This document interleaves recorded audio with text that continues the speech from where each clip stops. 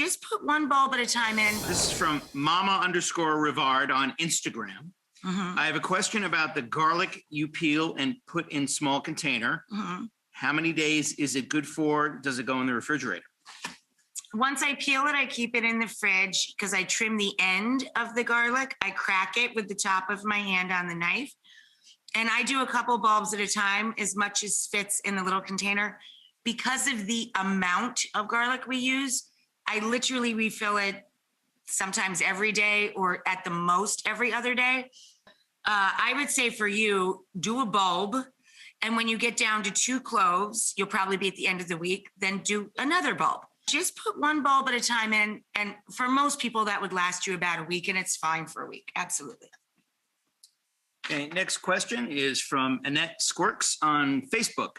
It's for me, John. Oh, and what a fun name, Squirks. Squirks. When you make drinks, you hold the jigger between 2 fingers and pour backwards. You do. Why?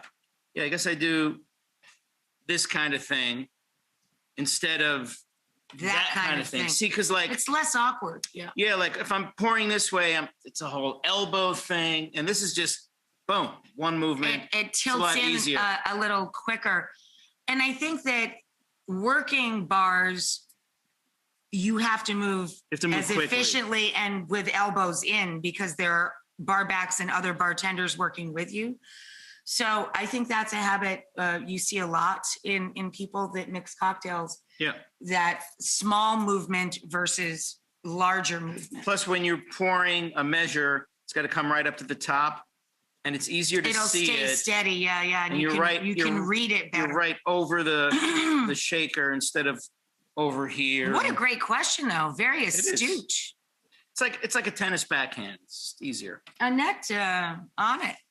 Annette Squirks. Detail-oriented.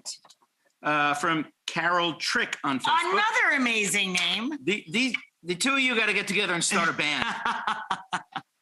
What is your favorite meal or dessert that brings back memories of your grandparents? My grandfather and I were best friends, and he loved sardines and anchovies and spaghetti. So anything that I make with, he was Sicilian. And so anytime we make aglio olio, garlic and oil spaghetti, which we start with a lot of melted anchovy or puttanesca or pasta con sarde or a sardine sandwich, I think of my grandpa and hanging out with him on his lap while he played cards, 3-7s with the Runzo boys or Scopa. And I remember the smell of his pipe and of his flannel shirt and the look in his eye when he'd look at me. I miss him so much. And John and he would have been great friends. And I think Brajol reminds me of my grandfather. Yeah. Because he always used to make really good Brajol. You know, we should do that on the show. We haven't done it in a long time. I made it for you over the holidays. And he always had really good pecorino romano in the apartment. And he lived in Brooklyn with my grandmother. John's mom and dad would buy the shaker can, the green shaker, of the store. Yeah.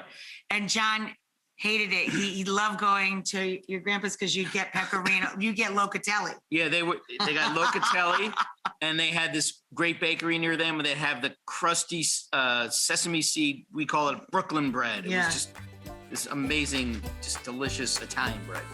Yeah, you liked, pecorino is simply the sheep's milk. So it's extra salty, extra tangy, kind of like this guy, extra salty. Hey-o.